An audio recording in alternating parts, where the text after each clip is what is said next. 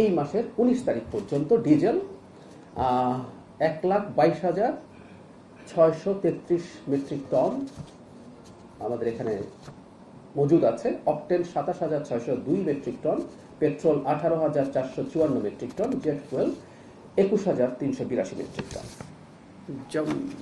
মজুদের খুব বড় সংকট নেই, সাপ্লাইয়েরও খুব বড় সংকট নেই, আরও জাহাজ আসছে।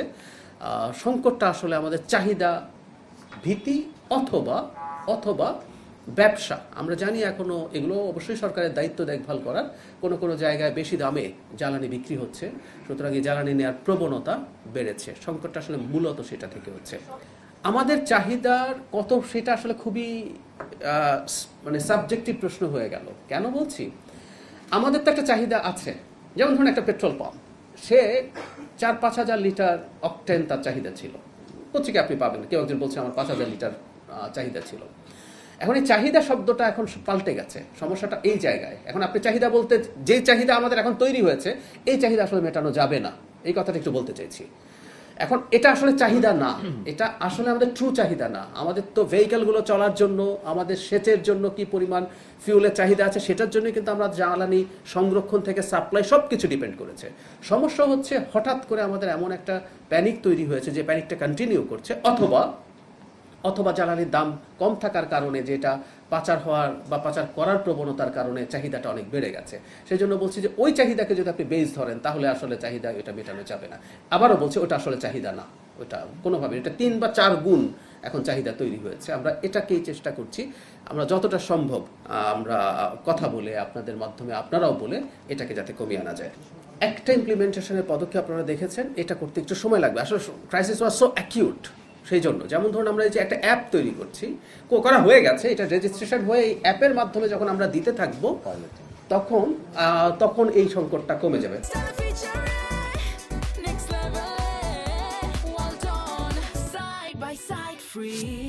আমরা চেষ্টা করছি, যেটা আমাদের এই আলোচনা চলছে, এটা কত নাগাদ না, রাদার আমরা বলি যে একটু সময় নিয়েও যদি আমরা একটা বেটার ডিল। সরকারের কাজ কিন্তু শুধু জনগণ বলতে যাদেরকে বুঝি, ভোক্তার স্বার্থ রক্ষা না। একটা কথা মনে রাখতে হবে, একটা সরকার কিন্তু ব্যবসায়ীদেরও সরকার।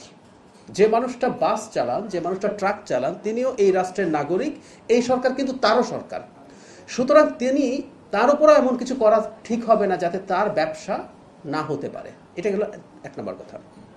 সরকারের কাজটা কি? সরকারের কাজ হচ্ছে দুই পক্ষের মাঝখানে থাকা। সবাই, আবার সরকার কিন্তু কারো পক্ষ না, সরকার সবার সরকার। সরকার চেষ্টা করবে এমন একটা পয়েন্টে আসা যেখানে সবার কম ক্ষতি হয়। আমরা খেয়াল করি, আমি আগে একদিন বলেছিলাম এই সংকটে আমাদের প্রত্যেকের ক্ষতি হবে, এটা মেনে নিতে হবে। এটা সারা পৃথিবীতেই হচ্ছে, এমন কোনো কিছু হতে পারে না যে সবাই বা কেউ একটা অংশ এটা থেকে দূরে থাকবেন। তো সরকারের উদ্দেশ্য থাকবে এভাবে বলা, যেহেতু সংকটটা আছে, যতটা ভাড়া বাড়া উচিত লজিকলি মনে হয় তার চাইতে কিছুটা কম করা, তাতে তারাও কিছুটা ছাড় দিলেন। আবার জনগণের কিছু ভাড়া তো বাড়বেই এবং দ্রব্যমূল্য বাড়বে, এটা বলে রাখা ভালো। কারণ হচ্ছে ট্রান্সপোর্ট বেড়ে যায়, ট্রান্সপোর্টের খরচ বেড়ে যায়। সরকারের কাজ কোনটা? আসলে সরকারের কাজ হচ্ছে মূল্য যৌক্তিকভাবে যতটা বাড়ার কথা, বৃদ্ধিটা যাতে অতটুকু হয়। আমাদের একটা প্রবণতা আছে, যখনই তেলের দাম বাড়ছে, ভাড়া বাড়ছে, দ্রব্যমূল্য ওই অজুহাতে যতটুকু বাড়ার কথা তার চেয়ে অনেক বেশি বাড়ছে। আমরা চেষ্টা করব আসলে এই জিনিসটাকে নিয়ন্ত্রণে রাখার জন্য। জনগণকে আবারও বলছি, কিছুটা কষ্ট করতে হবে, প্রত্যেকটা মানুষ কষ্ট করছে। তবে আমরা যে চেষ্টাটা করে যাব সেটা হচ্ছে সবচেয়ে ভালনারেবল যে মানুষগুলো, সরকার যেটা করতে পারে, কিছু চাপ কারো জন্য, ওই যে আমি বলে ফেললাম যে কষ্ট হবে সহ্য করে, এটা সহ্য করা সবার জন্য সোজা না। একটা ডিমের দাম যখন 1 টাকা 2 টাকা বেড়ে যায়, কিছু মানুষের জন্য 2 টাকা ডিমের দাম বৃদ্ধি তার শিশুকে একটার জায়গায় অর্ধেক ডিম দেবো কিনা এই সিদ্ধান্তে নিয়ে যেতে পারে। সো ওই গ্রুপটা বা ওই মানুষগুলোর জন্যই আমরা প্রয়োজনে অন্য কর্মসূচি বাড়াবো। আমাদের তো অলরেডি ফ্যামিলি কার্ডের তো একটা স্টেপ হয়েছে, এটা পাইলট। আমরা এই বাজেটের পর একটু বলে রাখি একটা কথা, এই বাজেটে আমরা 40 লক্ষ মানুষকে নতুন ফ্যামিলি কার্ড দেব, যাতে প্রায় 13 থেকে 14 হাজার কোটি টাকা বরাদ্দ হবে। এবং আপনারা কেউ পত্রিকায় হয়তো দেখেছেন এই বরাদ্দ রাখার জন্য আইএমএফ এর সাথে সম্ভবত আমাদের নেগোসিয়েশনে কিছু ইস্যুস তৈরি হয়েছে, কিন্তু সরকার জনগণের সবচেয়ে ভালনারেবল, সবচেয়ে দরিদ্র জনগণের পাশে থাকার জন্য এই সিদ্ধান্তে কিন্তু অটল থাকবে। শুধু সেটা না, প্রয়োজনে টিসিবির মাধ্যমে আরো অনেক বেশি মানুষকে তাদের খাদ্য সহ অন্যান্য সহযোগিতা দেবে। সুতরাং সরকার জনগণের পাশে নিশ্চয়ই থাকবে।